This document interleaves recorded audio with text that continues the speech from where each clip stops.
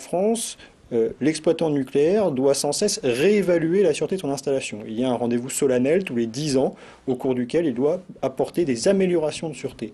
En fonction du retour d'expérience qui sera fait de cet accident nucléaire au Japon, il y aura peut-être des améliorations de sûreté à apporter par l'exploitant sur les installations nucléaires. Les centrales nucléaires françaises sont dimensionnées face au risque d'agression externe que représente le séisme.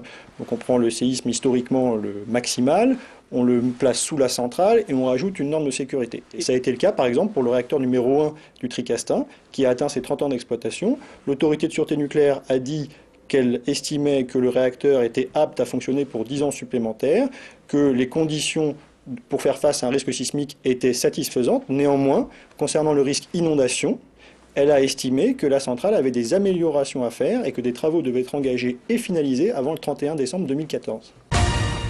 Il y a deux grands accidents de référence en matière nucléaire, en matière de sûreté. C'est l'accident de Three Mile Island en 1979 aux États-Unis et l'accident de Tchernobyl en 1986 en Ukraine.